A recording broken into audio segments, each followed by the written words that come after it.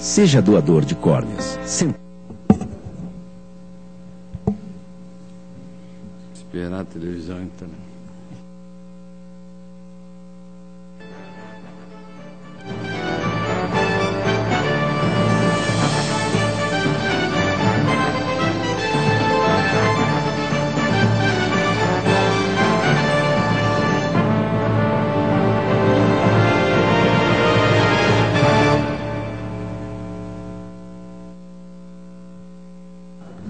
Sobre a proteção de Deus, na presença dos conselheiros Nestor Batista, Fernando Guimarães, Ivan Bonilha, Durval Amaral, dos auditores Sérgio Valazares, Ives Linhares, Tiago Barbosa, do procurador do Ministério Público de Contas, Flávio de Azambuja Berti, declara aberta a sessão ordinária número 32 desse pleno. Convocado está o auditor Ives Linhares para a composição do quórum, conforme portaria. Também o auditor Tiago Barbosa está convocado para a composição do quórum. Ausente o auditor Cláudio Canha. Presente o procurador do Estado, Moisés de Andrade. Coloco a ata da sessão ordinária de número 30, do dia 28/8, e número 31, de 4/9, e da sessão ordinária de número 2, do dia 9/9, para discussão e homologação. Discussão, votação, aprovado. O que é que Albertado? De acordo com o regimento interno, concedo a palavra para comunicações e inclusão de processos em mesa.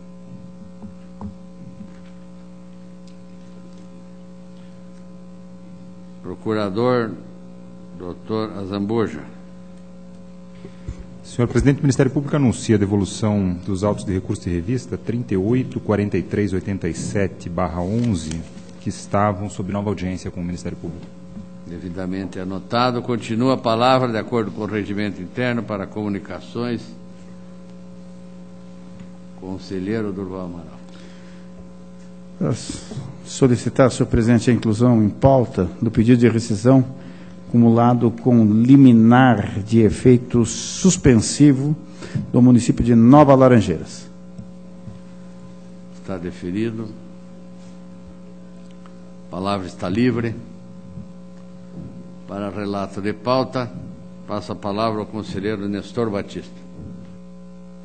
Senhor presidente, demais integrantes do plenário, passo ao relato da pauta. Tenho 653, 128/12, um recurso de revista interposto pelo Ministério Público de Contas contra acórdão da segunda Câmara, que julgou e determinou o registro de benefício previdenciário que concedeu auxílio reclusão aos dependentes do servidor João Rodrigues de Almeida. O recurso requereu a instauração de um incidente de constitucionalidade para questionar a interpretação do artigo 59 da Lei Estadual 12.398/98 perante o artigo 40, parágrafo 12 da Constituição Federal. Questionou também o limite imposto pelo artigo 13 da Emenda Constitucional 2098, que vincula o recebimento do auxílio reclusão com renda inferior a R$ 360. Requereu a reforma da decisão e ilegalidade do auxílio reclusão deferido. A diretoria de atos de pessoal manifestou-se pela instauração de incidente de constitucionalidade e pelo provimento do recurso negativa do registro ao benefício concedido. Em manifestação, o Ministério Público opinou pelo não provimento do recurso. E a fundamentação apresentada é que preenche os requisitos de constitucionalidade da norma estadual, é representado também pela ausência de conflito com normas gerais determinadas pela União, e aponta ainda jurisprudência do STF, do ministro Sepúlveda Pertence, julgamento em 2007, ministra Carmen Lúcia em 2011, ministro Eros Grau em 2009, ministro Marco Aurélio Melo em 2011. Ainda continuando na fundamentação, fala em baixa renda e traz também o voto do ministro Ricardo Lewandowski em 2009, quando diz que este tipo de benefício não tem o vício da inconstitucionalidade. Ainda há manifestação da ministra Ellen Grace e, como o próprio Ministério Público apontou, a proposta do relator é pelo conhecimento, pelo não provimento, mantendo o julgamento do ato que determinou o registro do benefício. Está em discussão. Votação. Aprovado. O protocolo 357-79-14, município de Paranacite, recurso de revista interposto pelo município contra acórdão da primeira Câmara, que em parecer prévio pugnou pela irregularidade das contas da entidade, em razão de divergência entre aportes informados pela entidade no SIMP-SA e os empenhos emitidos ao regime próprio de previdência, resultando em diferenças dos valores que teriam sido recolhidos. O recorrente argumentou, em síntese, que não houve diferenças aos aportes referentes ao regime próprio, relatou que o município possuía um plano de amortização formalizado pela Lei Municipal de Número, que estabeleceu contribuição patronal complementar na ordem de 10,27%. Dessa forma, afirmou que o município de Paranacite recolheu todos os valores que seriam devidos a título de contribuição para o regime de previdência. A DCM concluiu pelo provimento do recurso, verificando que os valores de contribuição foram corretamente repassados. Ministério Público pelo provimento, e esta é a proposta do relator. Está em discussão. Votação. Aprovado.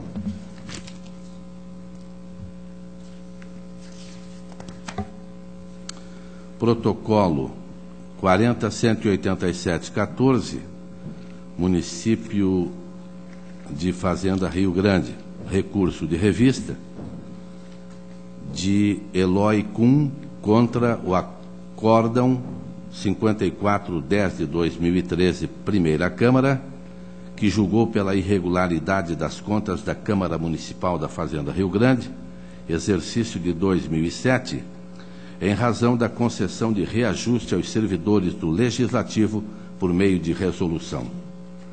O recurso argumentou, em síntese, que o interessado realizou todos os procedimentos necessários para a legalidade do reajuste concedido. Afirmou que a lei orgânica do município e o regimento da Câmara permitem a concessão de reajustes aos servidores por meio de resolução. Entendeu o recorrente que a Constituição delegou aos municípios a capacidade de autorregulamentação legislativa, o que desencadeou o fato deflagrado nos presentes autos.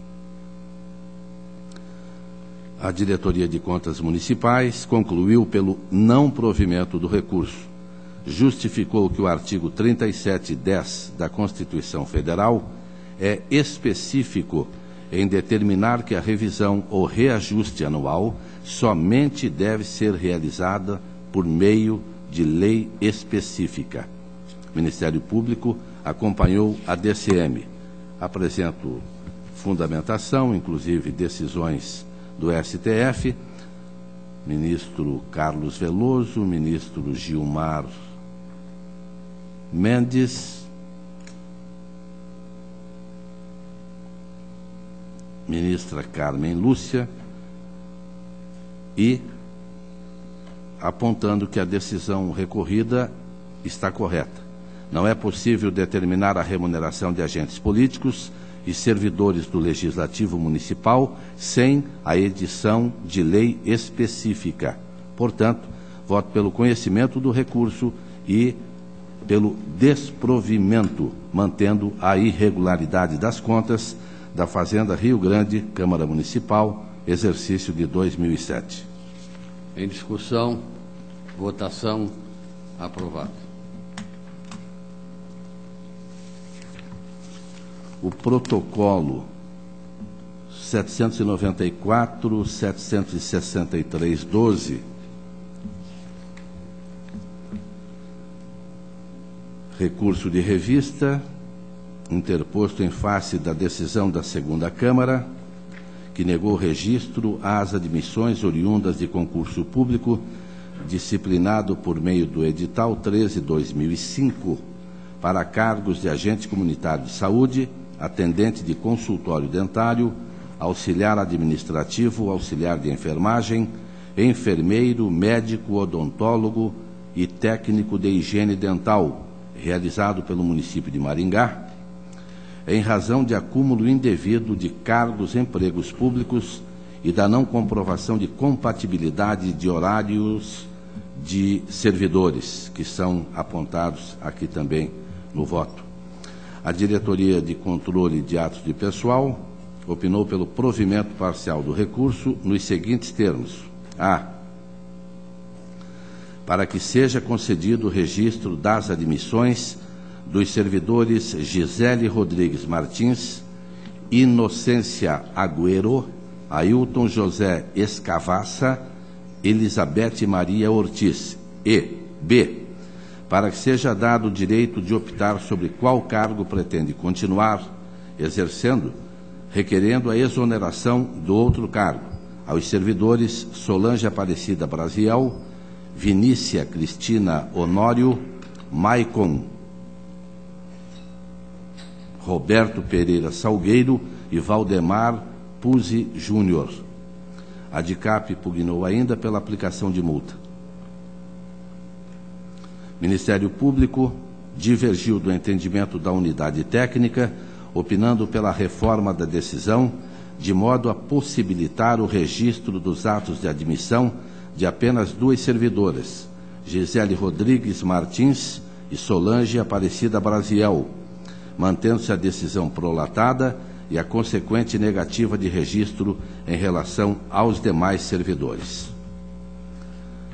Após a análise dos autos, data vênia ao entendimento do Ministério Público de Contas, observo que assiste razão no mérito à ADICAP.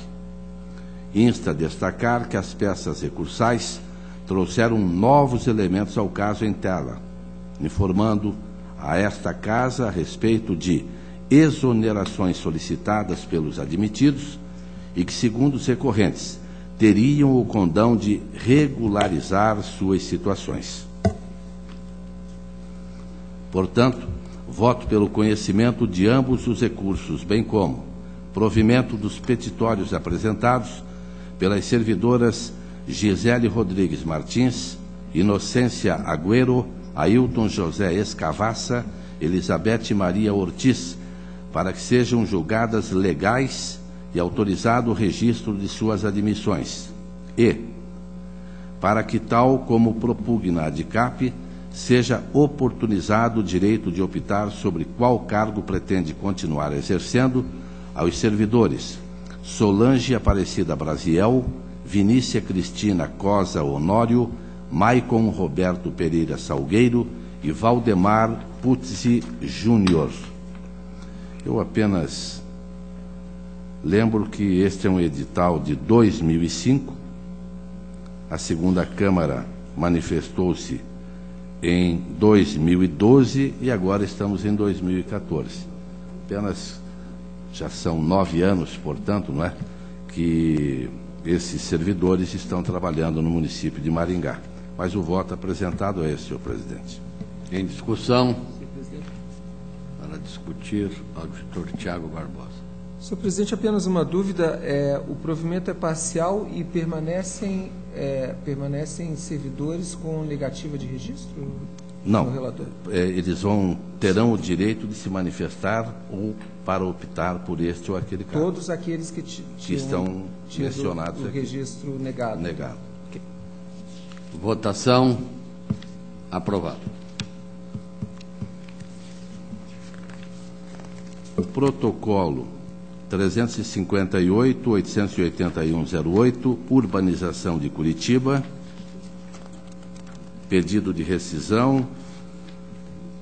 Segunda Câmara determinou negativa de registro de ato de admissão de pessoal de Dilza Aparecida Pinho Moraes e Zeila Terezinha de Souza Alegre, em virtude da falta de documentos essenciais para a análise das contratações. Diretoria de Atos de Pessoal concluiu pela procedência do pedido e registro das admissões das empregadas orientadoras do Serviço do Estado. Argumentou que o concurso teve a respectiva negativa decretada em 2007, sendo realizado em 1988.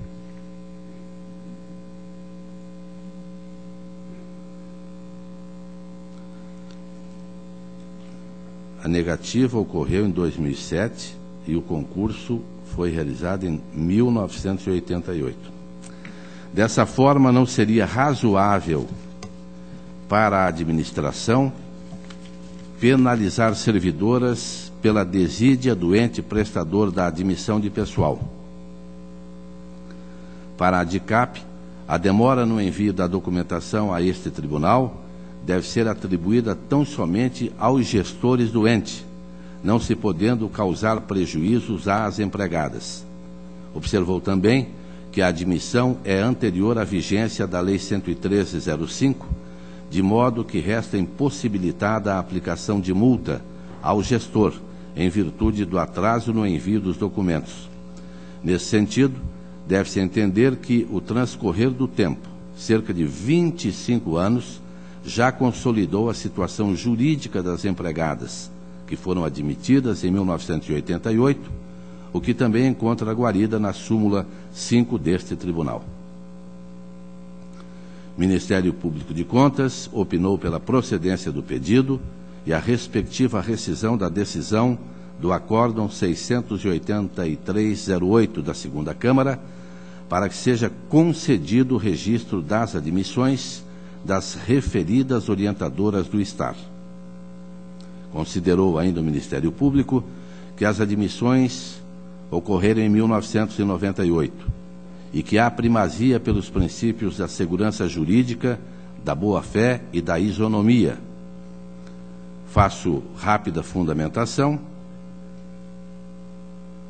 e termino pelo conhecimento, pela procedência do pedido de rescisão apresentado pela Urbanização de Curitiba S.A. contra o Acórdão 673/08 da Segunda Câmara, para que seja determinado o registro do ato de admissão de pessoal de Dilza Aparecida Pinho Moraes e Zeila Terezinha de Souza Alegre.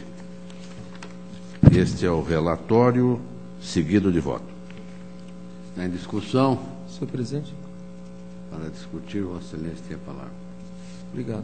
Apenas uma curiosidade com o relator.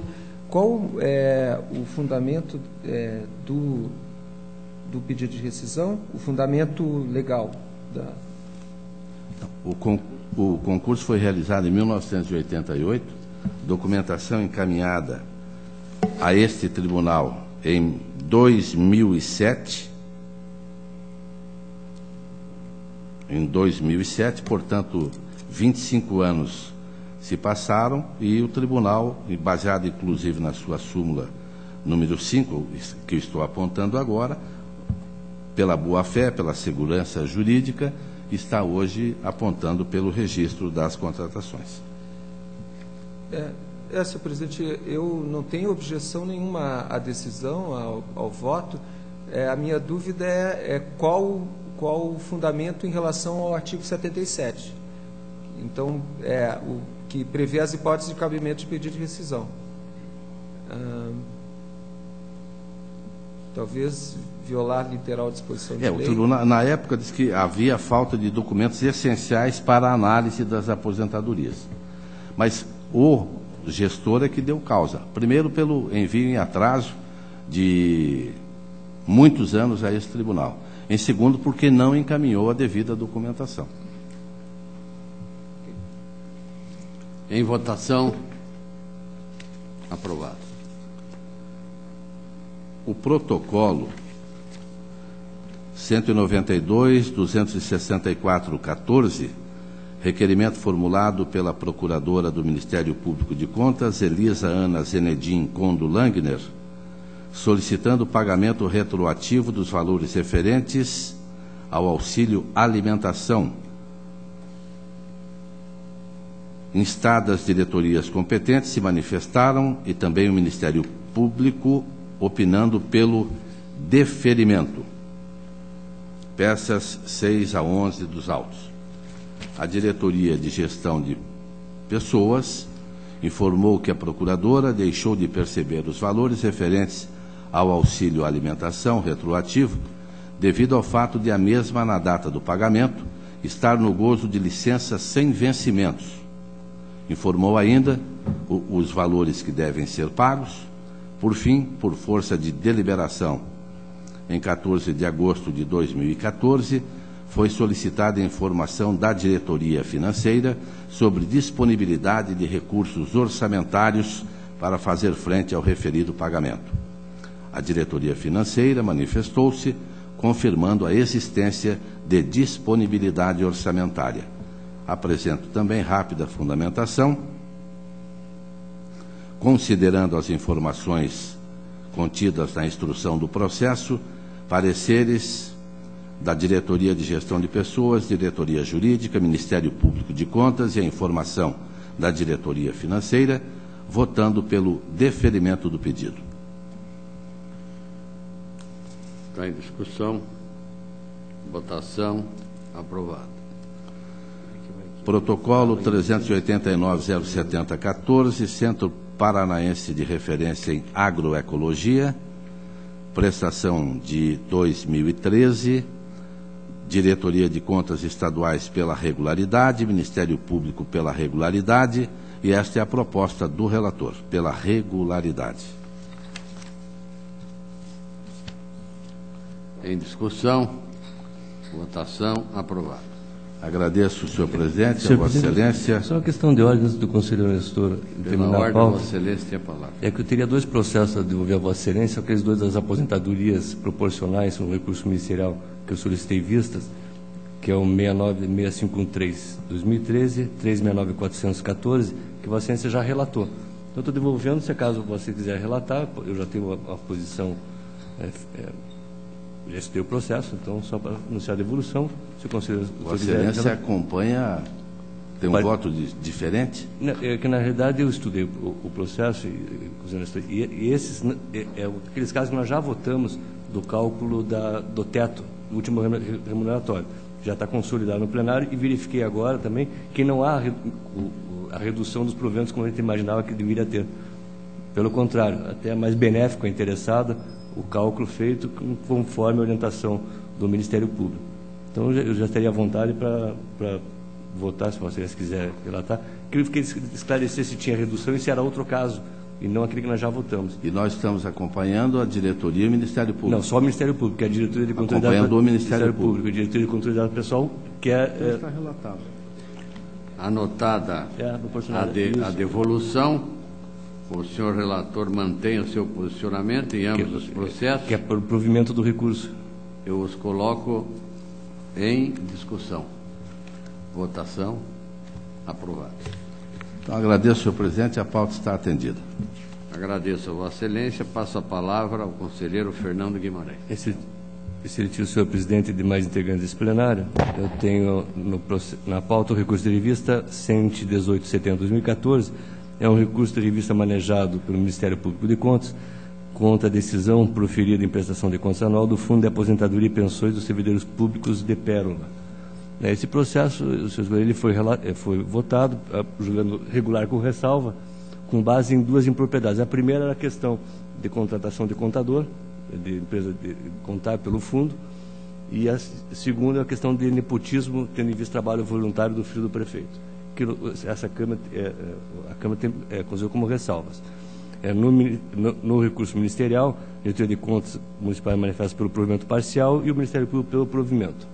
Eu já adianto que a minha proposta de voto pelo conhecimento e improvimento, e explico os motivos. No primeiro, questão da contratação das consultorias contábeis, né, não vejo violação ao prejudicado 06, já que em 2009, que é a época do registro financeiro, tinha sido cedido, inclusive, um servidor efetivo do município, né, para atuação como contabilidade do fundo.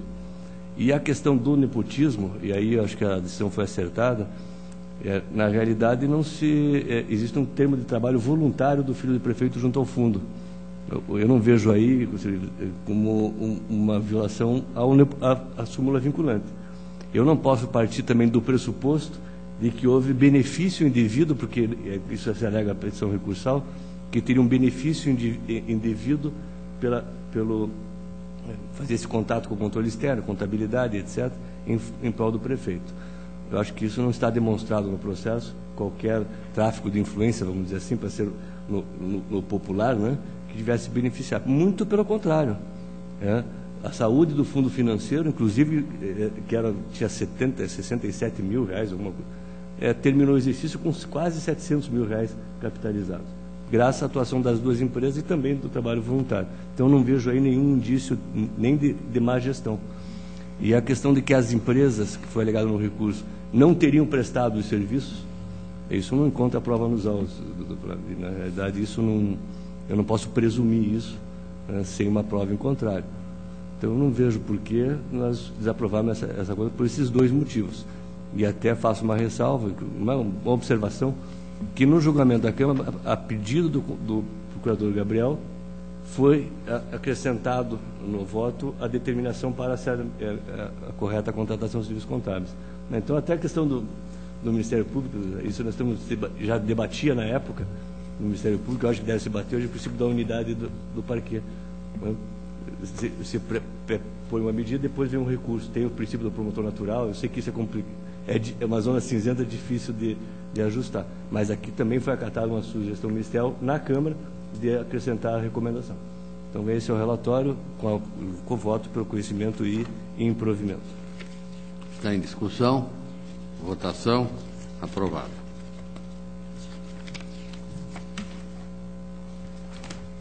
O processo seguinte consta com vistas. Eu tenho, ao final, acredito só uma prestação de contas anual da Universidade Estadual do Paraná, exercício 2013, diretoria de contas estaduais e Ministério Público manifesto pela regularidade das contas, e essa é a proposta de voto, senhor presidente, pela regularidade das contas. Está em discussão, votação, aprovado. Visto que esgotei a pauta, agradeço a atenção de Vossa Excelência e do douto plenário. A presidência agradece Vossa Excelência. Passa a palavra ao conselheiro Ivan Bonilha. Senhor presidente e demais integrantes dessa sessão de pleno, de início, a comunicação de arquivamento da Corregedoria do protocolo 90.0757/13, uma representação da Lei de Licitações do município de Santa Fé, interessados Ferreira de Almeida, assessoria em licitações, Fernanda Vasconcelos Ferreira Canezin de Almeida, o despacho ao 1460 de 2014. Na pauta da Corregedoria, propriamente dita, de processo a relatar, o primeiro processo que tenho é o protocolo 26.7180/12, é uma representação da Lei de Licitações, encaminhada por Valdomiro Abrão Perche, em virtude de supostas irregularidades no edital de pregão presencial promovido pelo município para a contratação de pessoa física na prestação de serviços de advogado.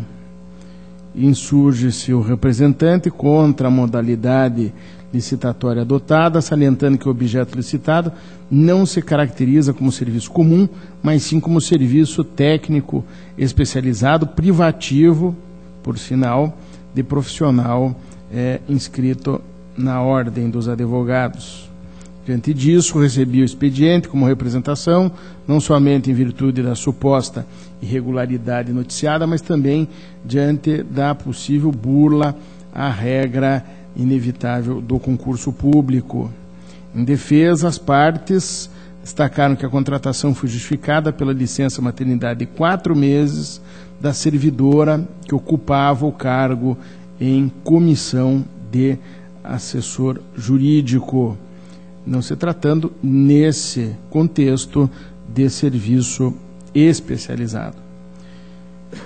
A DCM opinou pela procedência porque tem que a violação ao pré-julgado, houve violação ao pré-julgado, e a impossibilidade de se terceirizar atividades relacionadas a cargo em comissão através de licitação, pela ausência do vínculo de confiança.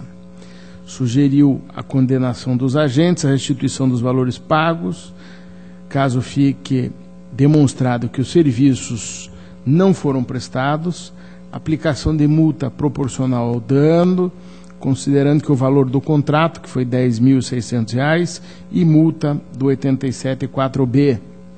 O Ministério Público, da mesma forma, foi pela procedência, com a adoção das medidas que indicou a DCM. Representação deve ser procedente, no meu entendimento, sem aplicação de multa, uma vez que a realização de procedimento licitatório para a substituição de servidor ocupante de cargo em comissão não é a via adequada. De qualquer forma, ainda que fosse viável a realização de licitação no caso concreto, entendo que, por fim, o pregão é mais do que não recomendado para a contratação dos serviços de advocacia. Então, meu voto é pela procedência da representação em face do prefeito e do pregoeiro, diante da indevida realização do pregão para a contratação de advogado. Deixo, contudo, de aplicar multa aos representados, uma vez que não há comprovada ou indícios de má-fé no caso em concreto, tampouco prejuízo ao erário, ao que tudo indica o município carecia de serviços jurídicos diante da licença da única assessora que tinha, sendo a realização do procedimento licitatório, naquela circunstância, à medida que se encontrou ainda que com erro. Nesse caso, ainda que a unidade técnica e o órgão ministerial tenham sugerido a aplicação de multa proporcional ao dano e restituição de valores, caso se comprovasse que o serviço não tenha sido prestado, entendo que, nos termos que expus, tais medidas não são razoáveis no caso concreto. Ver-se que a comprovação da prestação de serviço pela pessoa física contratada pelo certame não foi exigida nos presentes autos e não há qualquer elemento que indique que os serviços não foram executados ou que a pessoa contratada não desenvolveu a sua atividade. É o relatório e voto. Está em discussão. Votação aprovada. Protocolo é o 52.3492/12. É uma representação também da Lei de Licitações, encaminhada por Roda Brasil Comércio de Peças para Veículos Limitada. E o que se aponta seriam irregularidades no pregão, em pregão presencial, tipo menor preço, em lote único, promovido pelo município de Cianorte, para contratação de empresa e de fornecimento de pneus e prestação de serviços de alinhamento, balanceamento, cambagem para veículos da frota de uma secretaria municipal. O representante se insurge contra a exigência da cotação em lote único de serviços, de todos esses serviços, uma vez que tal critério, segundo alega, restringiria a competitividade do certame. E também faz a impugnação para a exigência de que os produtos licitados sejam de origem nacional.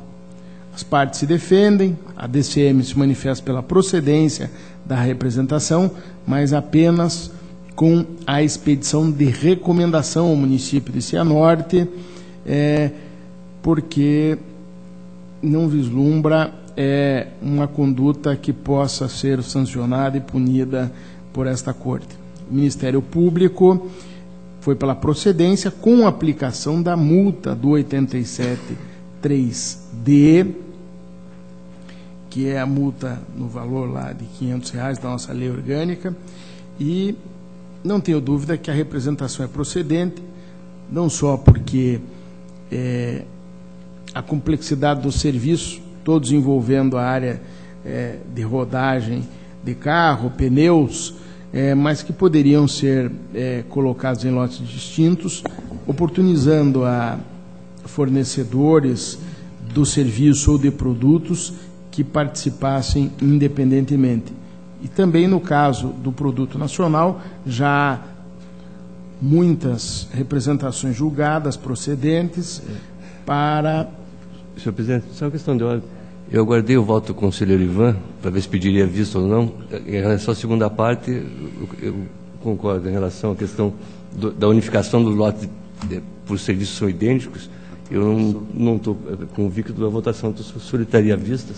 Não, se me permite, sim. Conselheiro, eu reconheço que o melhor caminho talvez não tenha sido fazer em lote único serviços que nós encontramos em empresas comerciais oferecendo avulsamente.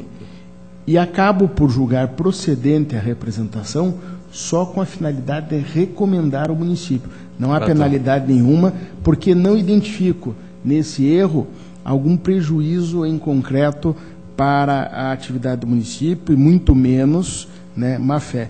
Então, me adiantando, e sei que Vossa Excelência tem essa preocupação sempre pedagógica com os municípios, então eu reconheço que talvez o lote único tenha sido um equívoco, e concordamos integralmente em relação à exigência, até porque já julgamos outras tantas, mas não imponho nenhuma multa, nenhuma sanção ao município, só a procedência. Esse é o relatório e o voto, presidente. Em discussão, votação, aprovado. O seguinte é o protocolo 657000/12, é uma representação da lei de licitações, encaminhada, nesse caso, pela Câmara Municipal de Formosa do Oeste, em virtude de supostas irregularidades na tomada de preços que o município fez em 2012, o Poder Executivo, com vista à contratação de serviço técnico especializado de assessoria e consultoria para elaboração do plano da Lei Orçamentária, a LOA, de 2013, adequação do plano plurianual de 2010 a 13 e a LDO de 2013. Relata o representante que houve pagamentos em duplicidade referentes aos serviços prestados pela empresa contratada pelo certame, e à vista disso, estas eram atribuições do servidor contabilista do município. Na defesa, os interessados informaram que foi o próprio contador do município quem solicitou a contratação de empresa para a prestação de assessoria técnica, pois não tinha capacidade para elaborar os projetos de leis orçamentárias. Destacaram que no concurso público realizado, somente foi aprovado um candidato para o cargo de contador, não havendo má-fé na realização do procedimento licitatório, tampouco pagamento em duplicidade ou violação ao prejulgado 6 desta Corte. A DCM opina pela procedência da representação, com aplicação de multas previstas no 87.3F e 87.4G da nossa lei complementar, ao ex-prefeito e ao assessor jurídico. Este, por força do artigo 38, inciso 6, da Lei de Licitações, uma vez que os serviços contratados eram típicos dos servidores responsáveis pela divisão de Finanças e Contabilidade Pública da administração, sendo irregular a terceirização efetuada. O Ministério Público também é pela procedência, com julgamento de irregularidade das contas relacionadas à contratação da assessoria contábil, determinando-se a devolução ao erário dos recursos gastos, bem como a imposição de multas administrativas ao ex-prefeito, previstas no 87.4G da nossa Lei 113. A representação, não tenho dúvida, merece ser procedente, uma vez que os serviços contratados não são passíveis de terceirização, sendo, pois, irregular o procedimento que se encetou. Segundo já decidido no Acórdão 3986 de 2013, deste Pleno, a LDO é um instrumento do qual a administração pública se vale para fixar suas diretrizes e metas para determinado exercício, sendo sua elaboração considerada atividade típica, finalística e permanente da administração, a qual deve ser prestada por servidores efetivos. Tal entendimento também se aplica aos serviços de elaboração das leis orçamentárias, inclusive a do PPA, posto que são igualmente atividades permanentes, atividades fundamentais para a existência de um organismo político como uma entidade federativa, no caso aqui um município. Além disso, a contratação em tela viola o pré-julgado 6, haja vista que os serviços não são complexos, singulares, nem demandam notória especialização. Então, por conta disso, senhor presidente, eu considero também procedente a representação efetuada, porque considero matérias, ou melhor, atos basilares da existência de qualquer entidade federativa, o de poder minimamente organizar a sua estrutura orçamentária. De modo que o meu voto é pela procedência da representação, com a aplicação da multa prevista no 87.4G da Lei Complementar ao ex-prefeito e ao assessor jurídico no valor de R$ 1.450 cada, em virtude dessa terceirização indevida de atividade típica, finalística, permanente do Poder Executivo por meio de procedimento licitatório. Em especial, em relação ao assessor jurídico, verifique que este analisou a minuta do edital de tomada de preço e declarou estar em condições de ser autorizada pela autoridade competente, quando deveria ter se atentado ao entendimento desta Corte acerca da terceirização de serviços contábeis. Deixo de responsabilizar e aplicar sanção aos demais representados, quais sejam os membros da comissão de licitação, pois não vejo nos autos atuação direta com a irregularidade narrada, sendo sua função restrita a processar e julgar o procedimento licitatório, segundo destacou, inclusive, a DCM. Demais, não cabe a devolução dos valores pagos à contratada, pois não constam dos autos elementos que indiquem que os serviços não foram prestados e de modo que tal determinação poderia configurar um enriquecimento indevido dos cofres públicos e, por ocasião, um gravame indevido nos responsáveis. É o relatório e voto, presidente. As palavras, senhor presidente. Está em discussão? As palavras, senhor presidente. Conselheiro Fernando. Senhor presidente, na realidade, eu não vou nem discutir a proposta de voto, até porque nós já decidimos isso, inclusive eu participei da votação do acordo de 2013. Mas eu só fazer uma ressalva que, na realidade, eu vou passar a refletir sobre essa matéria, até porque não houve condenação, apenas uma multa, né? Porque se nós estamos exigindo, e com razão, que os municípios, até o próprio Estado, que não faz, todo o poder público não faz a lição de casa em relação da compatibilidade entre os projetos de leis orçamentárias, eu acho que até seria razoável uma consultoria para que o município fizesse essa integração da LDO. Então, a ressalva que eu vou fazer é que eu vou acompanhar o voto, mas eu acho que em casos como tais nós devemos fazer uma análise qualitativa do serviço e não simplesmente formal. Ou seja, qual o serviço prestado. Se foi só reunir dados de contabilidade, evidentemente que aí não teria sentido. Mas se for para fazer a integração, o planejamento orçamentário, acho que até seria razoável. Então, só essa ressalva da minha posição pessoal, que votei em 2013 e agora vou refletir sobre a análise qualitativa do serviço em casos como esse da programação orçamentária do município. Está em discussão? Não, Senhor presidente. Para discutir. Senhor presidente, eu concordo parcialmente com o voto do relator, apenas refletindo sobre a questão da devolução ou não dos valores. Os serviços foram prestados, isso tem sido considerado pelo tribunal no momento de decidir se é caso de dano ou se não é caso de dano. Mas me parece, ao contrário, inclusive da reflexão que o conselheiro Fernando Augusto Melo Guimarães fará, me parece que, a meu ver, meu ponto, seria inadmissível o município fazer esse tipo de contratação. E aí, prestando ou não prestando o serviço, eu quero crer que houve um dano, porque um serviço que não deveria ser prestado, se ele foi, alguma coisa que eu julgo inútil. Então, com esse breve argumento, eu vou, como já fiz em outras ocasiões, vou votar pela conversão em tomada de contas e julgamento e devolução desses valores por parte do responsável.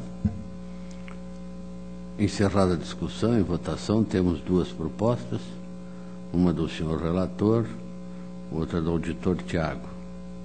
Conselheiro Nestor Batista. Conselheiro Fernando, já se manifestou. Com o relator. Conselheiro Durval Amaral. Com o relator. Auditor Ives Linhares. Com o relator. Por 5 votos a 1, prevalece a proposta do senhor relator.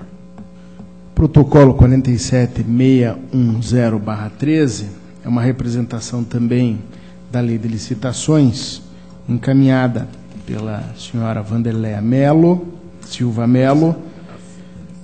Irregularidades no pregão presidencial, o município aqui no caso é Inácio Martins.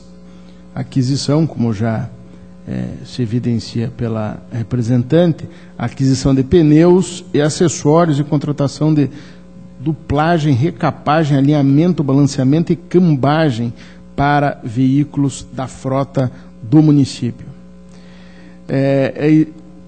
Surgência dela é contra a exigência de apresentação de documentos de habilitação, como certificação do produto pelo Inmetro, com exceção dos pneus para máquinas, comprovação de que os produtos apresentados são de linha de montagem de qualquer montadora nacional, declaração do fabricante assinado com firma reconhecida de que a marca possui um corpo técnico no Brasil que ofereça condições de realizar possíveis análises e processo de garantia num prazo de 48 horas.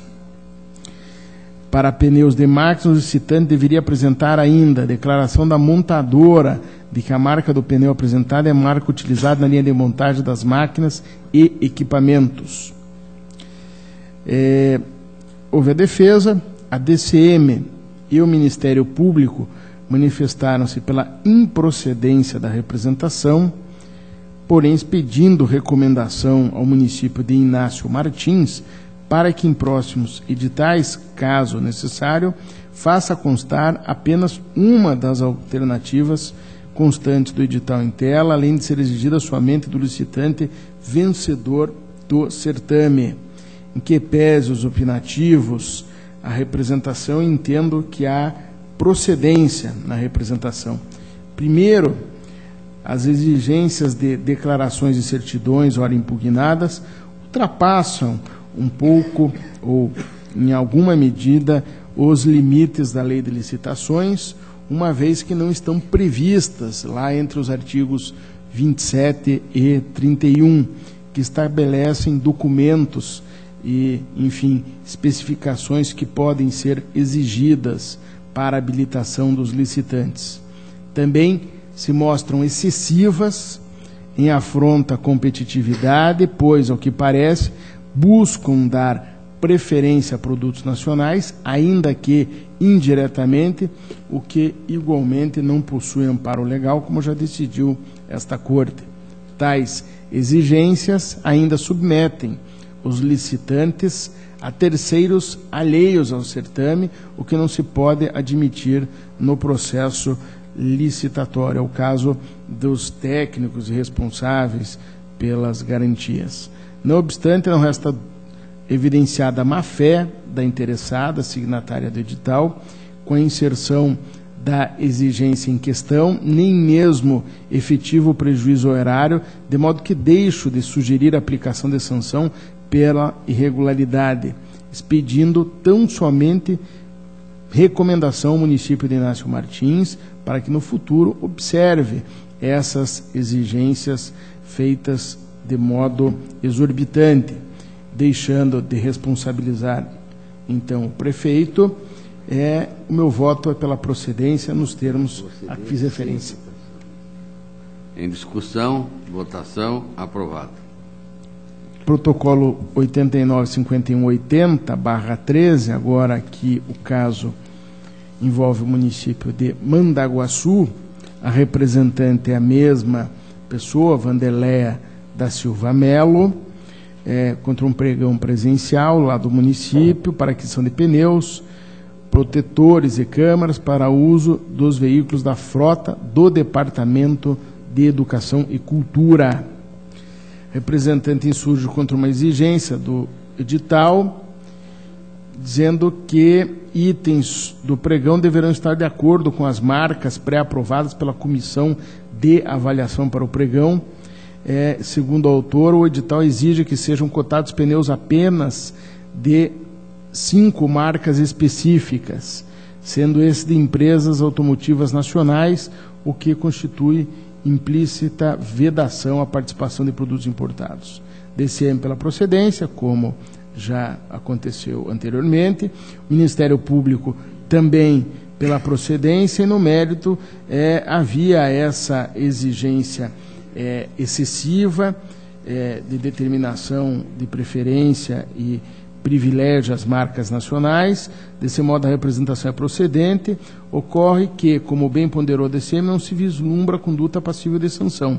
Então, o voto é pela procedência da representação com a recomendação ao município de Mandaguaçu.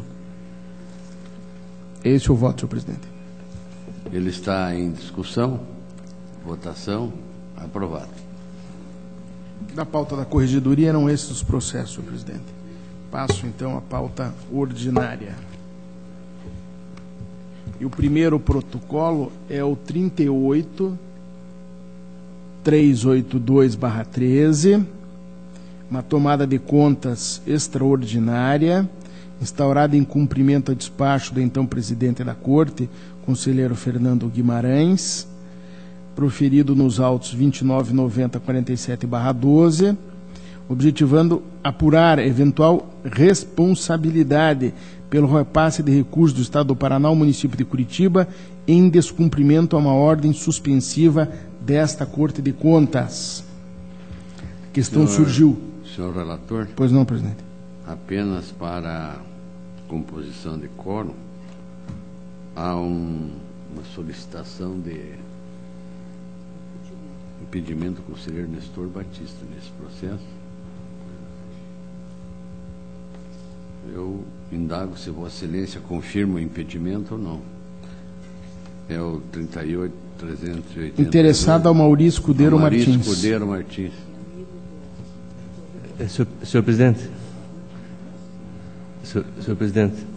Só um momentinho, conselheiro Fernando. É só para... porque esse processo eu vou solicitar... Vossa Excelência tem a palavra. Eu vou solicitar vistas, porque uma das questões que está discutida nesse processo é a autoridade desse Tribunal Pleno. E eu vi pela defesa que se alega que foi repassado um valor de 30 de maio de 2012, quando o aditivo que nós tínhamos condicionado foi publicado no dia 29 de maio. E essa é a informação que está no processo. Eu tenho quase certeza que esse diário foi publicado com atraso, como é normal há décadas no Estado, né? Então, eu vou solicitar vista, até porque eu não consegui ter a informação correta da data de circulação do diário, que o conselheiro sabe muito bem, né, que se acumula as publicações e depois se publica tudo com retroativo. Então, é só por uma questão que na época foi muito polêmica, e eu que determinei a instauração da tomada de contas ordinária, e vou verificar realmente se eu errei ou se eu estava certo. Então, Vista concedida a Vossa Excelência. Perfeitamente. O senhor relator continua com a palavra.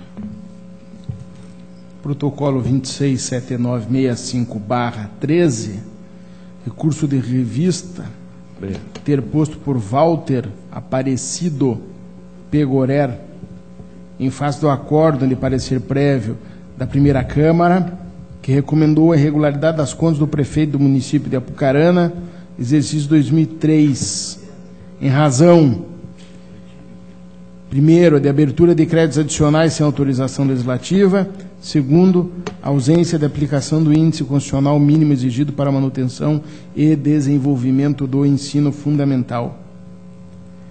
O recorrente, evidentemente, reivindica a reforma da decisão, com afastamento ou conversão das irregularidades em ressalvas.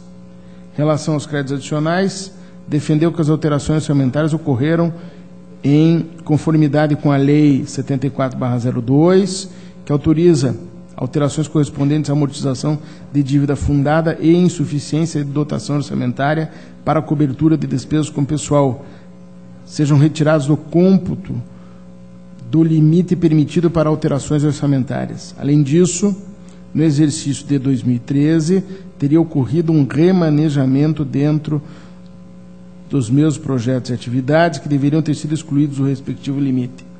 Além disso, alegou que o município possuía excesso financeiro de caixa que cobriu os respectivos gastos.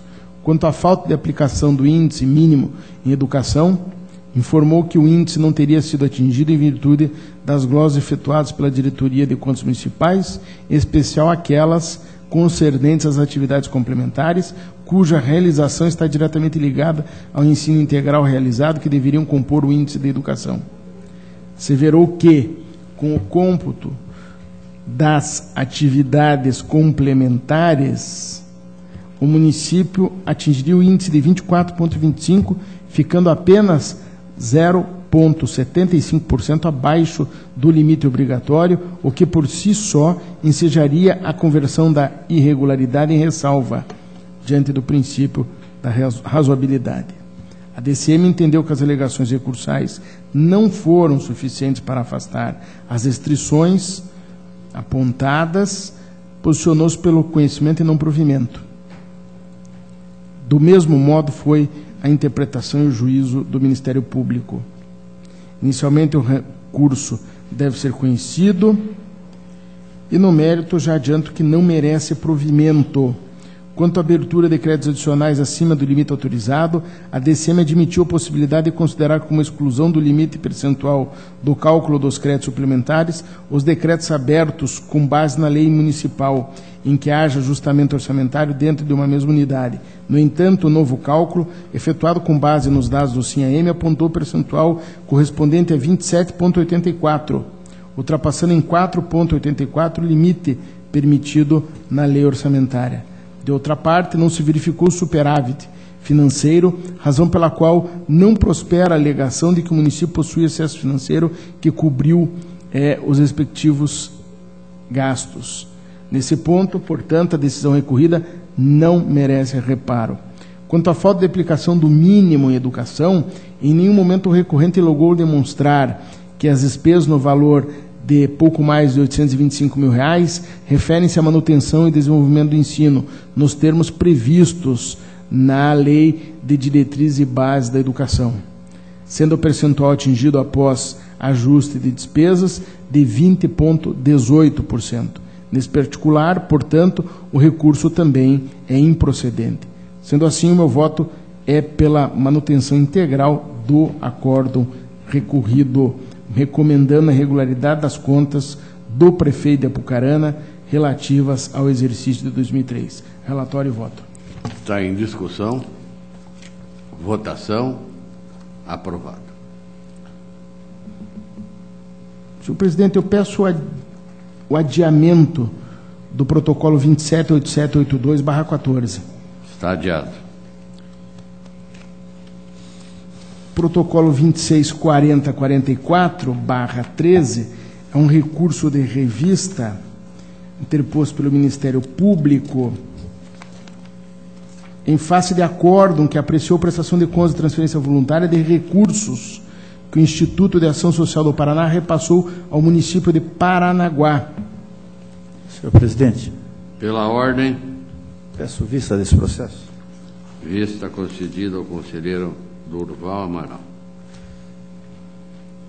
Protocolo 476653/13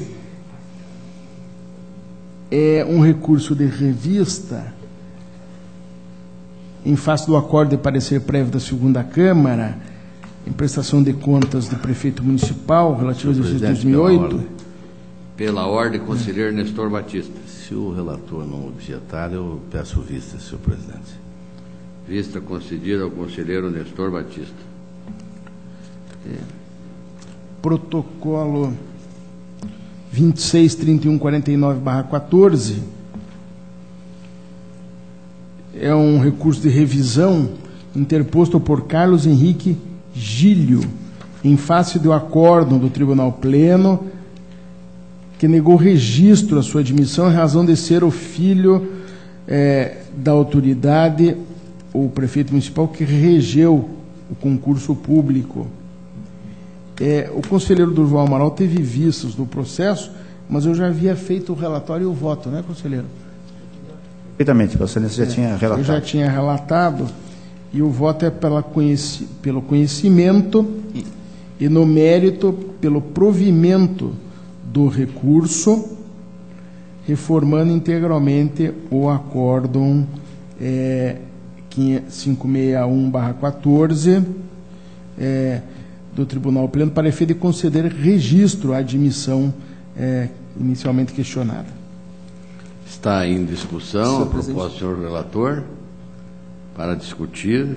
Não, senhor presidente, eu Tiago Barbosa. gostaria também de ter visto desse processo.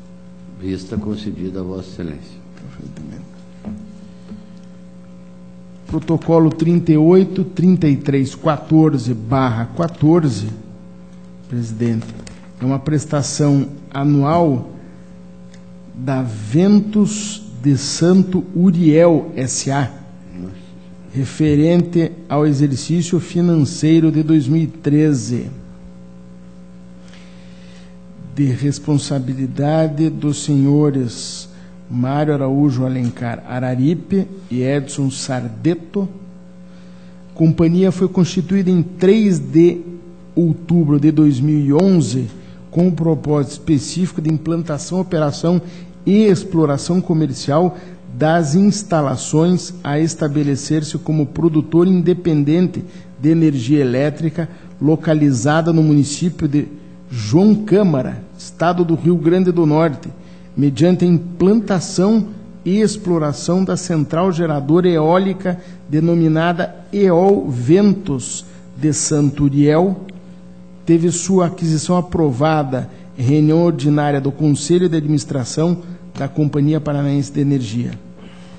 A Diretoria de Contas Estaduais, em relação aos aspectos formais, técnico-contábeis e de gestão, emitiu a instrução número 135, concluiu que, primeiro, o processo foi protocolado dentro do prazo regimental, observando a formalização prevista na instrução normativa número 92/2013.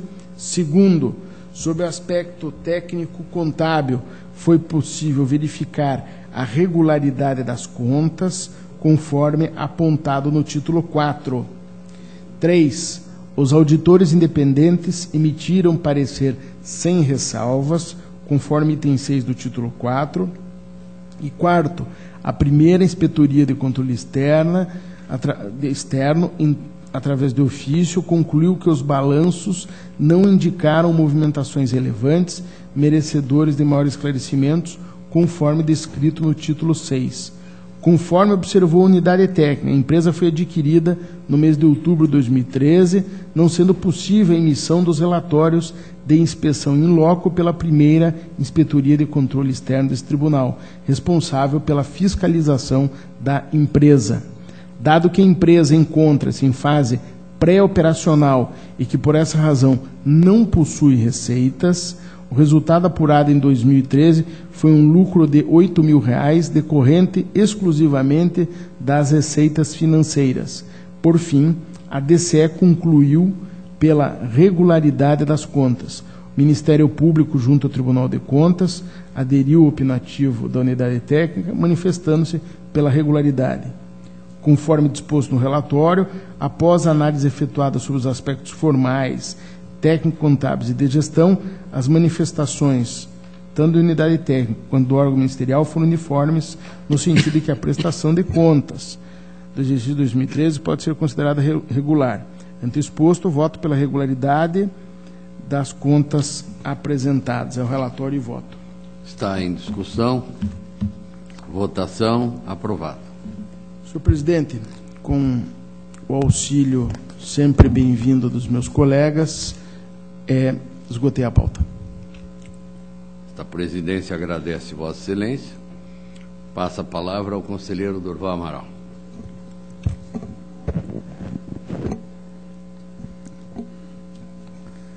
Senhor presidente, senhor procurador, senhores conselheiros substitutos, iniciei a minha pauta pelo processo incluído em mesa, o 574071/14.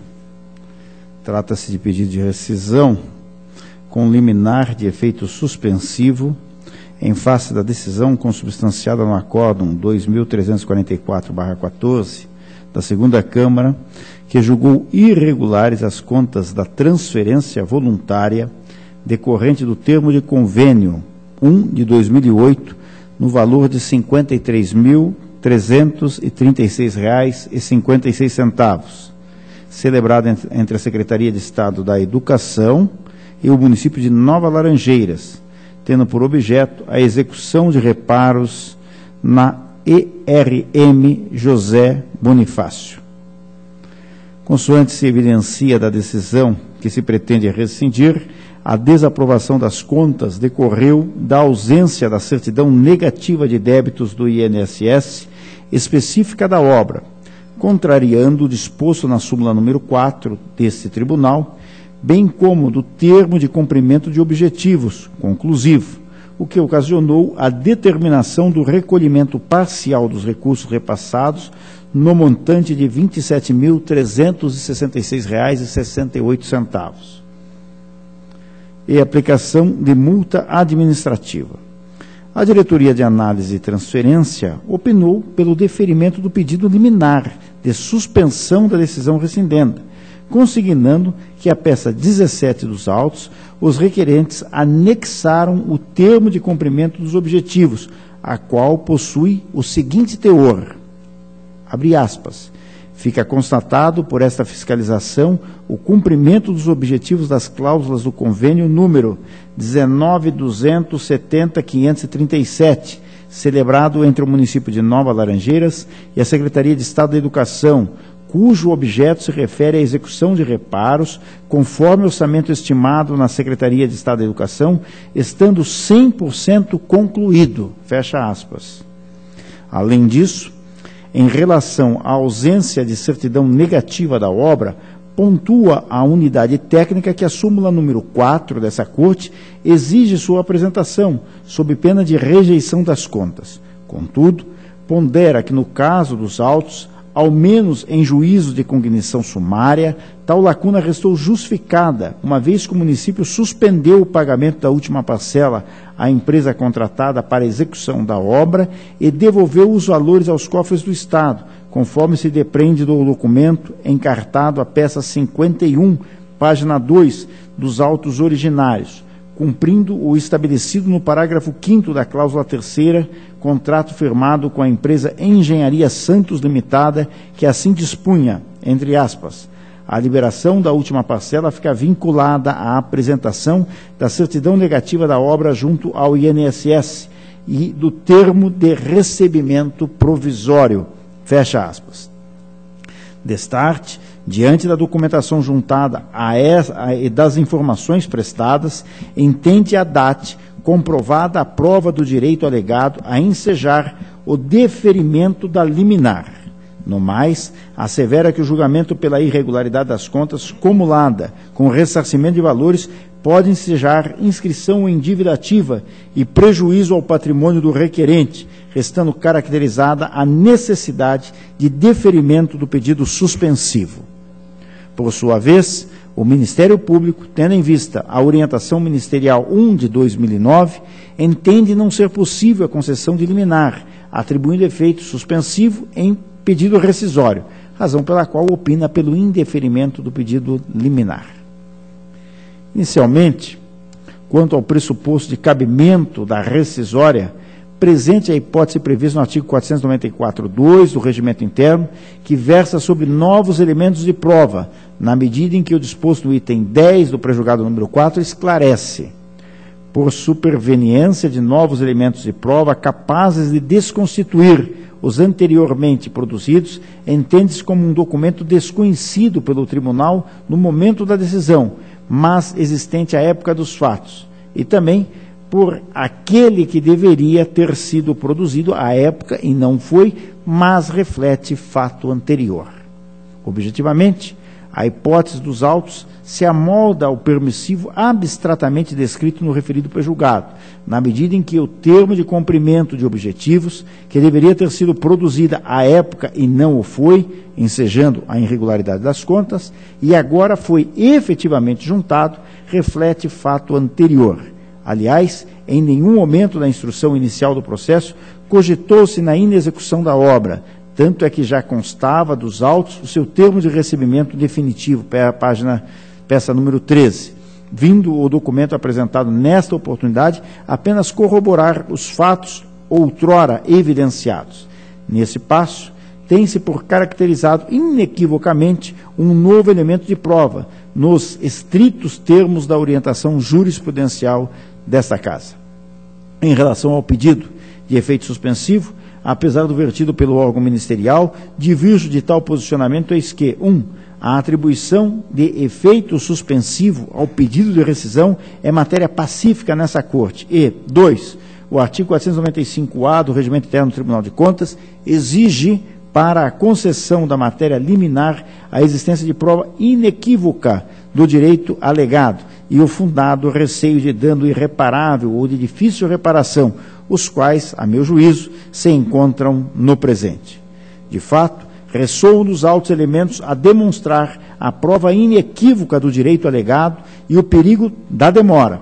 Como apregoado pela unidade técnica, a municipalidade executou 100% do objeto conveniado, o que afasta qualquer hipótese de apenamento mediante devolução de recursos. Ademais, diante da não apresentação da CND específica da obra, a entidade suspendeu o pagamento da última parcela à empresa contratada em conformidade com a orientação dessa Corte e em consonância com os termos da avença. Ainda vislumbro no caso que a demora na entrega da prestação jurídico-administrativa por parte desse Tribunal de Contas conduziria a possível e real execução do responsável pelas contas. Destarte, como acima referenciado, reconhecida a prova inequívoca do direito alegado e o fundamento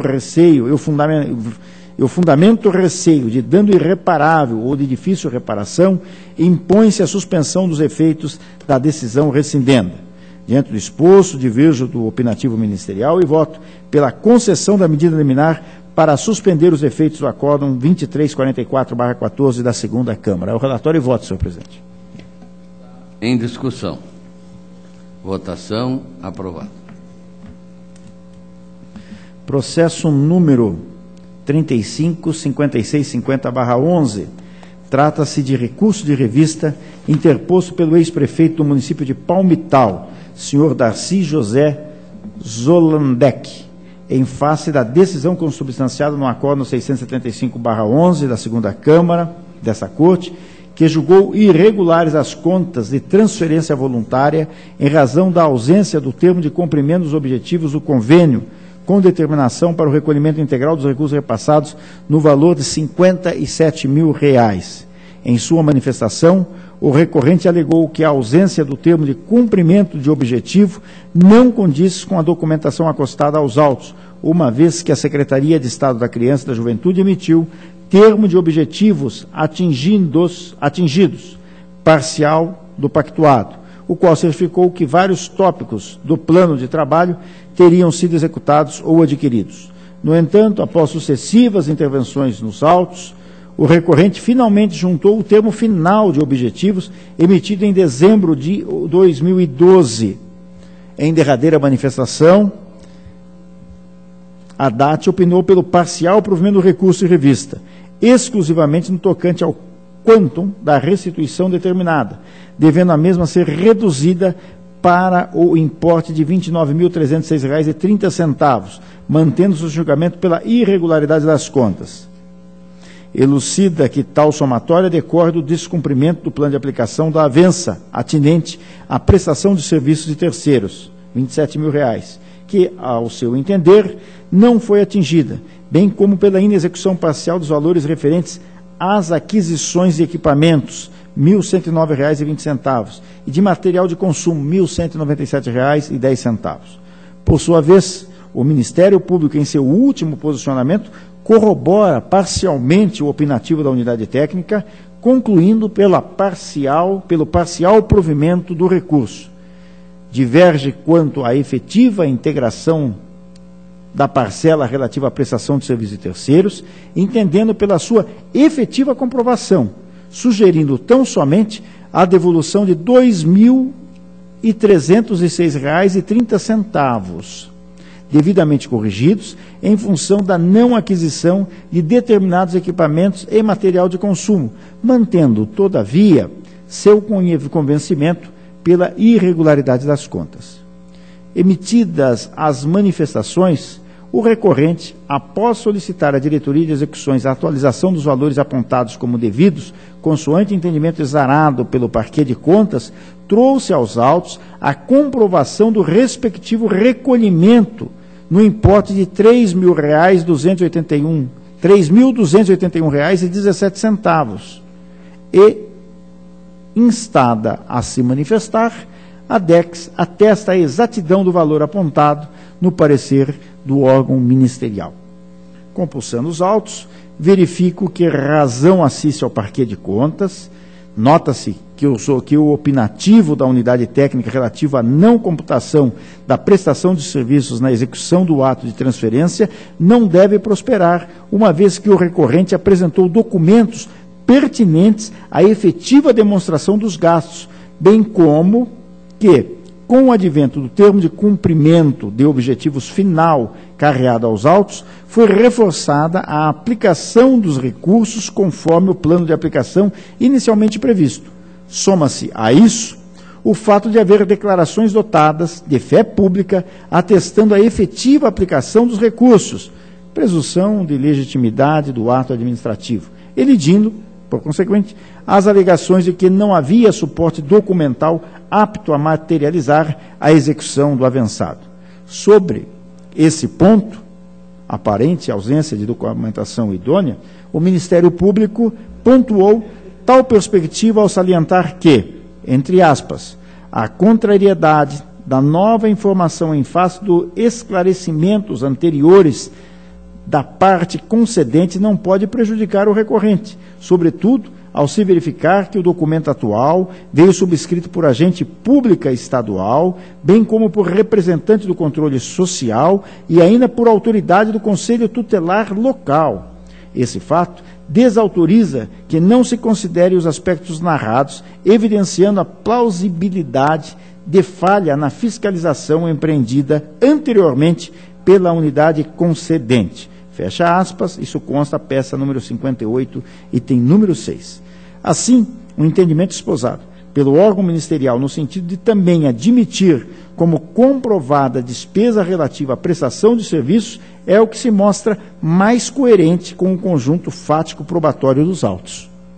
E considerando a informação da DEX, que atestou o efetivo recolhimento da quantia controvertida, há que ser aplicada a orientação constante da súmula número 8 do Tribunal de Contas do Estado do Paraná, cujo teor apregoa que a regularização de impropriedade sanável ocorrida anteriormente à decisão de primeiro grau é causa de ressalva às contas.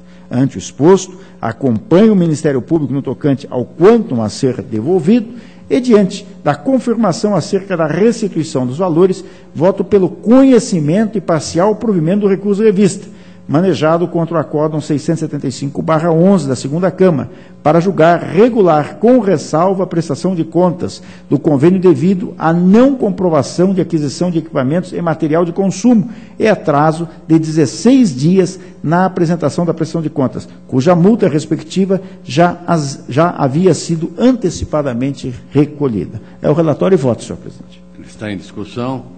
Votação. Aprovado. Processo 83.4319/12, trata-se de recurso de revista interposto pelo representante do Ministério Público junto ao Tribunal de Contas do Estado do Paraná, em face da decisão que determinou o registro do ato de aposentadoria deferido a Patrícia Amendola pela Paraná Previdência. Sustenta o recorrente ministerial, em apertada síntese, que o desconto da contribuição previdenciária dos servidores era inferior a 11%, situação que contraria o disposto na Constituição Federal a partir da edição da Emenda Constitucional 4103, e que tal arrecadação, a menor, teria causado prejuízo ao Fundo Previdenciário e ao Fundo Financeiro, ambos administrados pela Paraná Previdência. Diante disso, reivindica o requerente a instauração de tomada de contas extraordinária para fins de apuração das responsabilidades e dos danos causados ao sistema previdenciário estadual, ao erário. Apesar de devidamente cientificada, a entidade previdenciária deixou de apresentar contrarrazões. Instruído os expedientes, a Diretoria de Controle de Atos de Pessoal testificou que os recursos reeditam a situação análoga à vislumbrada em outros da mesma espécie, onde essa Corte concedeu o registro à aposentadoria, indeferindo a instauração de tomada de contas extraordinária. O Ministério Público de Contas, por seu Procurador-Geral, opinou pelo não conhecimento dos recursos e sua consequente extinção sem julgamento de mérito, trazendo à baila seu opinativo, onde assevera, em apertada síntese, a ausência de pressupostos recursais, arguindo que não é a revista o mecanismo ajustado a veicular o pleito de instauração de tomada de contas em desfavor dos gestores nominados pelo recorrente, eis que há instrumentos próprios, na jurisdição de contas, a impugnar os fatos questionados pelo recorrente. Não merece censura os opinativos que instrui o feito, notadamente o vertido pelo órgão ministerial, o qual adoto como razão para decidir. Consoante já apontado pela unidade técnica, tal entendimento foi seguido pelos acórdãos 2720/13 e 3299/13, ambos do Tribunal Pleno. No mesmo sentido, o acórdão 5191/13 do Tribunal Pleno. Em face de todo exposto, voto para que não sejam conhecidos os recursos interpostos pelo Ministério Público de Contas, diante da ausência de pressupostos recursais, extinguindo-se o feito sem julgamento de mérito. É o relatório e voto. São para discutir, auditor Tiago. Senhor presidente, eu apenas quero registrar o voto no sentido do conhecimento dos recursos e não provimento. Eu discordo da fundamentação do Ministério Público, que diz que o próprio não teria interesse recursal e não seria possível, num recurso de revista, se solicitar a instauração de tomada de contas. Continua em discussão, votação. O voto de Vossa Excelência vai contrário ao do relator? Senhor presidente, porque o relator vota pelo não conhecimento.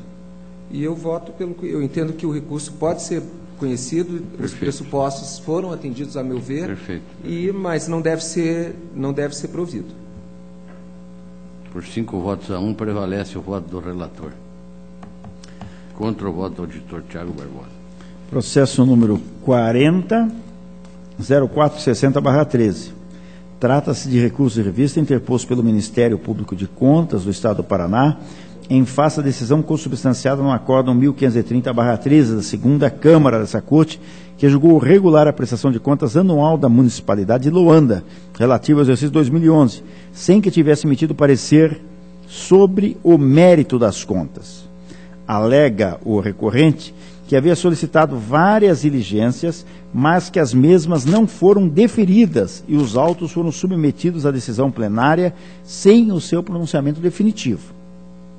Sustenta, assim, a ocorrência de nulidade absoluta da decisão vergastada, pleiteando nova instrução processual, visando o pronunciamento do gestor do Legislativo Municipal quanto à imprópria terceirização e demais aspectos correlatos apontados durante a instrução da prestação de contas, e não sendo acatada a tese acima, propugna pela reforma do acordo, julgando-se irregular as contas relativas ao exercício 2011, por inobservância aos preceitos do prejulgado número 6, bem como por violação ao preceito do artigo 39 da Constituição Estadual e do artigo 37, inciso 17 da Constituição Federal, com a consequente glosa da integralidade dos valores pagos a título de terceirização, com serviços de assessoria contábil.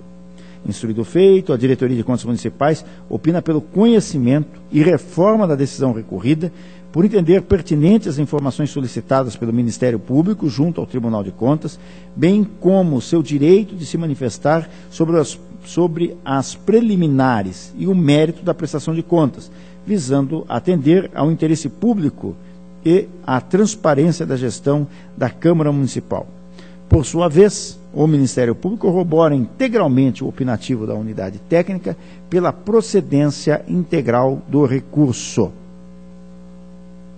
Data vênia a insurgência ministerial, razão não assiste ao parquê de contas.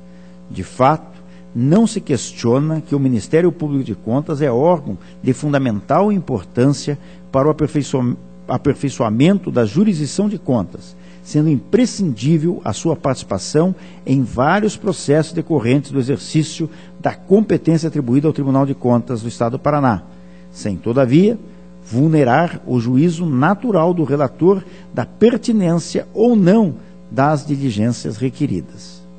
No caso em exame, o despacho 2837/12 do conselheiro Nestor Batista, ao indeferir a diligência sugerida, imediatamente determinou o retorno dos autos ao parquê para análise de mérito, consoante a exigência contida no artigo 66, inciso 2, do regimento interno dessa Casa. Dessa forma, não foi ignorado o seu papel opinativo, porém, ao ter optado por deixar de apresentar seu posicionamento final, insistindo na diligência, submeteu-se ao crivo do relator, ao qual compete, nos termos do artigo 32, inciso 1, do Regimento Interno do Tribunal de Contas do Estado do Paraná, presidir a instrução do feito, determinando todas as providências e diligências que entender pertinentes. Conforme se verifica, a decisão guerreada foi norteada pelo princípio fundamental da duração razoável do processo e deu ênfase à instrumentalidade, ampliando de modo substancial a racionalidade da decisão, a qual se encontrava apta e madura para apreciação do colegiado da segunda Câmara. Sendo possível se depreender, portanto, que se havia, por parte do Ministério Público de Contas, dúvidas objetivas para a formação de seu convencimento e cumprimento da sua missão constitucional, a negativa motivada de tais diligências não resulta em verdadeira violação ao direito de opinar sobre o mérito conforme ventilado na peça recursal. Nesse sentido, destaco o recente acordo número 4941/14 do Tribunal Pleno, de relatoria do auditor Cláudio Augusto Canha, o qual dispõe, entre aspas, a interpretação que harmoniza os dispositivos legais é no sentido de que sempre que um representante do parquê for instado a se manifestar, é obrigatória a sua manifestação tanto acerca das preliminares que entender cabíveis, quanto ao mérito. Não cabe aos representantes do Ministério Público do Estado do Paraná, Ministério Público de Contas do Estado do Paraná, postergar sua manifestação de mérito, posto que isso, além de caracterizar a assunção da presidência da instrução do processo, caracteriza o descumprimento do preceito legal acerca da competência do parquê especializado. Fecha aspas, isso no processo número 40.0401/13. Ante o exposto, diverjo do Ministério Público como custos legis e da Diretoria de Contas Municipais e voto pelo conhecimento e improvimento ao recurso manejado para declarar a rigidez da decisão proferida no acordo 1530/13 da segunda Câmara. É o relatório e voto. Ele está em discussão. Senhor presidente. Auditor Tiago. Senhor presidente, é uma situação, me parece, diferente, porque o Ministério Público havia propugnado uma diligência, essa diligência foi recusada pelo relator, e o relator, quando emitiu o despacho recusando a diligência, retornou o processo ao Ministério Público, já com a indicação de que este deveria se pronunciar sobre o mérito. E o Ministério Público não fez tal avaliação do mérito e apenas, ou tentou mais uma vez, sensibilizar o relator para que determinasse a diligência. Eu entendo as razões que são apresentadas pelo conselheiro relator, doutor Durval, mas nesse momento ainda vou entender que poderia ou deveria ter voltado o processo ao parquet para que ele, de fato, emitisse uma posição de mérito. Eu entendo que, ainda que não haja previsto esse pedido de reconsideração ou algo parecido, ele pode ser exercido pelo parquet e, dessa forma, então, o meu voto é pelo conhecimento, provimento, para que volte à instância anterior e o Ministério Público possa se manifestar no mérito. O ilustre relator mantém o seu posicionamento. Perfeitamente. Coloco a matéria em votação. Eu vou só declaração de voto dessa. Vossa Excelência tem a palavra para fazê-lo. Na verdade, senhor presidente, eu fui um dos primeiros a reconhecer aqui em plenário, nos casos de admissão de atos de registro, que neguei o direito ao Ministério Público de se falar sobre o mérito, nos casos onde eram recorrentes um pedido de diligência. Então, eu já reconheci a questão de nulidade. Mas me permito discordar do voto discordante, no sentido de que pode ou poderia não significa nulidade processual, que são situações diferentes. O pode ou seria aconselhável, aí sim é a faculdade do relator. Então, só para justificar a minha concordância com o voto do conselheiro relator, fundamentando que não existe, na minha avaliação, nesse caso, nenhuma nulidade.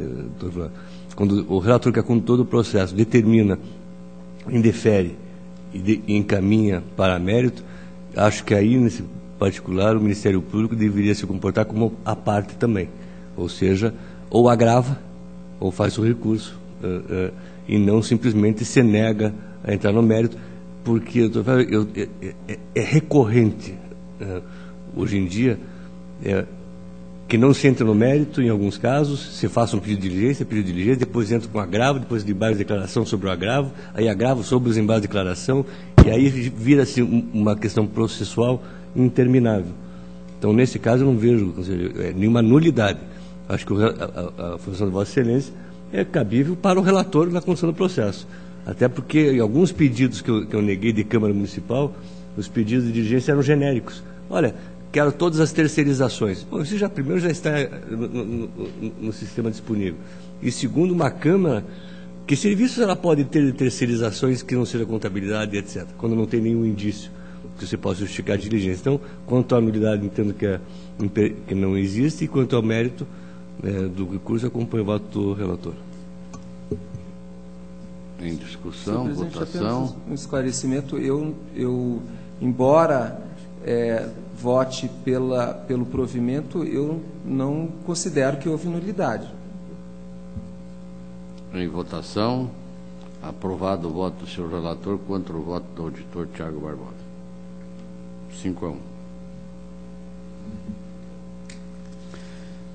Processo número 36.3046/14. Versos autos acerca de recurso de revista interposto contra a decisão consubstanciada no Acórdão 1220/14, Primeira Câmara, que, não obstante ter concedido o registro a várias das admissões temporárias, negou o registro à admissão de Maria Alzira de Carvalho Santos, em 16 de fevereiro de 2011, para preencher vaga decorrente do afastamento de Ludovico Carnaciale dos Santos, que assumiu o cargo de pró-reitor da graduação em 10 de junho de 2010, sob o argumento de que esta hipótese não estaria excepcionalizada pela Lei Complementar Estadual 108/2005. Em suas razões recursais, o recorrente alega que a contratação reprovada enquadra-se nas hipóteses legalmente autorizadas, que se trata de ausência circunstancial determinada no tempo, não implicando vacância do cargo e não ensejando, portanto, a realização de concurso público, que o dispositivo legal autoriza o preenchimento temporário em caso de licenças legalmente concedidas, o que, em essência, é o caso dos professores que se afastam para atuar na administração da universidade, que há vários precedentes desta Corte que autorizam a substituição temporária de professores afastados para exercer funções administrativas, tais como o Acórdão 239/13 da Primeira Câmara e o Acórdão 393/13 da Segunda Câmara. A Diretoria de Controle de Atos de Pessoal sustenta que o cargo de pró-reitor da graduação efetivamente é temporário e não seria razoável exigir-se a realização de concurso público para preenchimento de um cargo efetivo para o qual não houve vacância. Por fim, a DICAP opinou pelo conhecimento e, no mérito, pelo provimento do recurso de revista, para que seja concedido o registro da admissão temporária de Maria Alzira de Carvalho Santos. Na sequência, o Ministério Público de Contas encampa os argumentos do recorrente e da unidade técnica, destacando que, entre aspas, em relação à Universidade de Londrina, está assente o entendimento pela legalidade de contratação temporária de professores, com base no princípio da continuidade do serviço público, tendo em vista que o governo estadual tem se omitido sobre essa questão mediante falta de autorização para abertura de concurso público, fecha aspas. Assim, o parquê opina pela procedência total do recurso de revista, com a reforma da decisão para proceder-se ao registro da contratação temporária da professora Maria Alzira de Carvalho Santos. Consoante ressoa da instrução, a contratação temporária, cujo registro foi negado, visava preencher uma situação de afastamento temporário, não sendo exigível a realização de concurso público para admissão de servidor. Assim, acompanho os opinativos uniformes da DICAP e do Ministério Público junto a essa Corte e voto pelo conhecimento e, no mérito, pelo provimento do recurso de revista, para que seja reformado o Acórdão 1220/14, Primeira Câmara, concedendo-se o registro da contratação temporária da professora Maria Alzira de Carvalho Santos. É o relatório e voto. Está em discussão. Votação aprovada.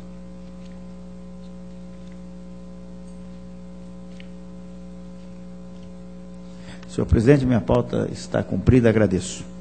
Esta presidência agradece Vossa Excelência e passa a palavra ao auditor Sérgio Valadares.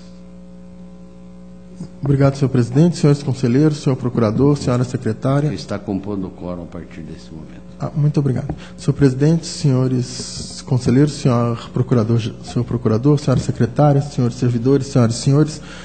O primeiro processo da pauta, senhor presidente, é o 482-462-10, e eu incluí por equívoco, porque, na verdade, há uma proposta de diligência do Ministério Público que eu pretendo deferir. Peço, então, a retirada, por gentileza. Está retirado de pauta a pedido do relator. Processo 712-229-14, prestação de contas de execução orçamentária financeira do Fundo Especial do Controle Externo do Tribunal de Contas do Estado do Paraná, referente ao mês de julho de 2014, de responsabilidade de Sua Excelência, o presidente do Tribunal, conselheiro Artagão de Matos Leão. A unidade de controle interno, por meio da informação 7814, peça 15, manifesta-se pela regularidade da execução financeira. A Diretoria de Contas Municipais, por meio da informação 137114, peça 16, concluiu que as despesas efetuadas atenderam aos requisitos legais, opinando pela regularidade das contas. Transcrevo as operações registradas no relatório, a fim de evidenciá-las na presente decisão.